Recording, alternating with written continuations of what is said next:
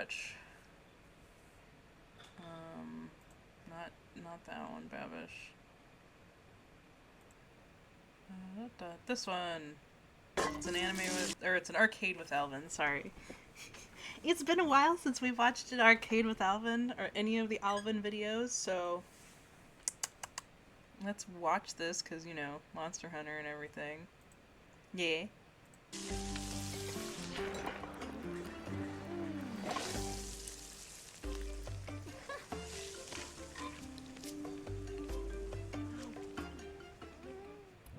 Hello there, welcome back to another episode of Arcade with Alvin, where today we're going to be cooking all the meat combo meals from Monster Hunter Yay! Now, cooking is a pretty essential part of the game, I'd say, and one of the most delicious things I've seen on a screen in many months. Somehow that little cutscene of just popping open your little portable grill, cooking some meat and some other things, covering it in a pan, stabbing it with the fork, eating it, and just smiling seems to be just amazing. So we're going to go and replicate that today. Now the meat, from what looks like in the game, has some marbling in it, it's got some fat, and to me that kind of looks like pork belly or pork steak. Something in the middle. I decided to go with pork shoulder steak, skin on and deboned. This should give a good mix between lean and fat meat, and also give us some nice marbling and fat between all those nice pieces of meat that we have. We're going to take this, first I'm going to score it at the top to make sure that we have indents for when we slice it into steaks later. Then we're going to season this with a blend of salt, pepper, wild herbs, and monster chili, which are dried parsley and chili flakes that we actually used on our giant prime rib video. Once the meat is seasoned nice and evenly, this is going to go onto a little rack on a tray and go into the oven to cook until 135 in the middle. I aim for about 275 degrees Fahrenheit. We're going to go for more of like a reverse sear on this one as well.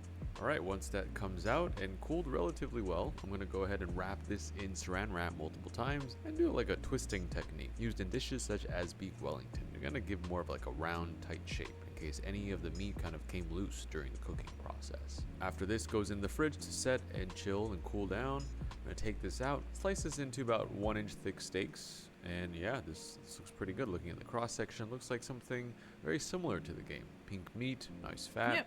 Pretty good. That looks good. Now, Yeah. the cooking in the game works for this is usually put down a base, you have like an add-on, and you have a finishing touch. And so we've gathered a good amount of those ingredients that you can get. First, I'm going to slice our Kanafa cheese, both regular and sharp. I kind of went for a melty one, so I went for Gouda and provolone. I think this gives a good balance between meltiness, gooiness, and sharpness, because in the game that cheese looks delicious. Oh yeah. Cut these into really nice thick wedges here, because I don't think in the game you're going to hold back on this kind of food. Have some mushrooms, also accompanied by mud shrimp, some cabbage, some honey, and some other seasonings. Okay. Once those mushrooms are cut up, I want to give you guys a look at the pork steaks that we extracted from our shoulder. They should serve as a really good base ingredient to first cook everything else with, and I think they look like the perfect doneness for cooking additionally. Yeah. They're not fully cooked, but they're not completely Exactly. raw. Okay, so at the end of our previous video where we made that giant Muse. I prime totally rib get it. from Monster Hunter, I mentioned that we had an idea for using the leftover meat, and this is it. So this is the leftover chilled prime rib. After we took home some leftovers, there's about 2 bones left of meat on this guy. So I'm gonna go ahead looks so and cut good. this right in half. And wow, that is a beautiful cross section. Yeah. It's already cold at yeah. this point. It's not that fresh, juicy prime rib that we had before. But I thought this would be a fun way to kind of reuse it and incorporate it back into this meat combination. as well. delicious, Because it does have a I very agree. similar and good blend of lean meat and fattiness. So after taking the big steak off of the bone and giving the bone to either a dog or Tony, we have a very thick slab of ribeye steak that's pretty much almost all the way cooked that we're going to reheat later. That one I think I'll save for last, because that one's a special one. There are some extra fat chunks on these that people usually never eat, so I'm actually going to go ahead and remove those and use them as our fat to cook the meat instead. Cook Nice. it in itself, rather than having to use extra oil. Even though in the game, wild seed oil is an ingredient. I Yeah. think this would just taste better. Okay, now we are going to take all of these prepared ingredients and go outside to make a fire. Rachel built this lovely fire for us. And this time we're going to be Nice. using a grate on top because we're going to be cooking in a cast iron skillet. Okay, let's go ahead and get started. I'm going to use a couple of those beef tallow chunks from earlier, melt that down. I'm going to put down 2 pork steaks. Season them a little bit with some salt and pepper. And this combination, I'm going to add in mushrooms this time. Once that's all in, this gets a finishing touch of monster chili, or chili flakes. Just like the game, we're gonna go ahead and cover this, whistle a nice tune off, off camera, wait for it to cook.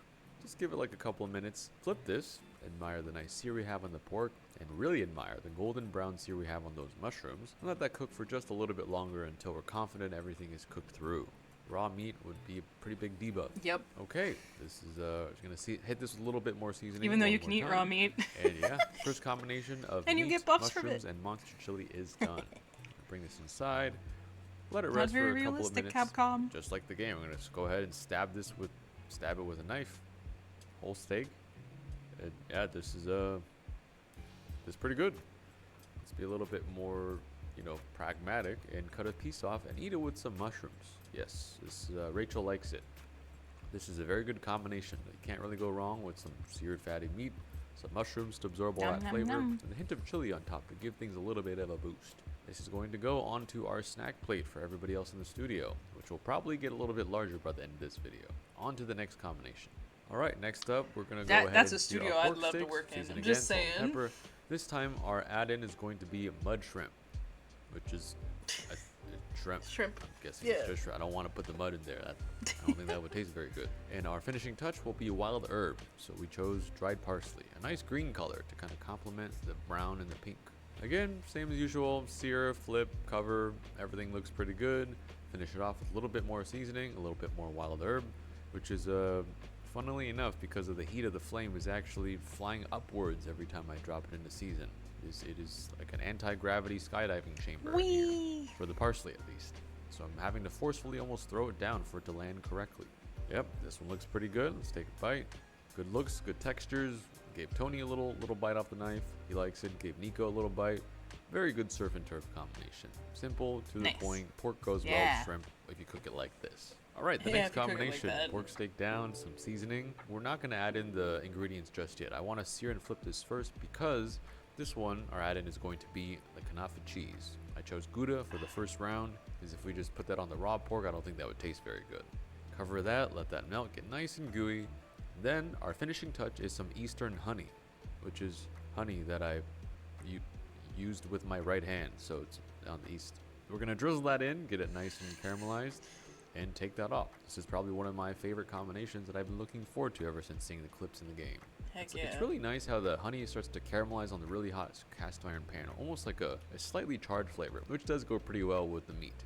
I like this one. Cheese and honey goes together, and if you think it's a little bit weird on meat, I would suggest thinking about a charcuterie board and reevaluating what that is. Let Tony try this one. Yeah, he really likes this. Yeah, this would definitely be the one I would like. Let's move on to the next combination.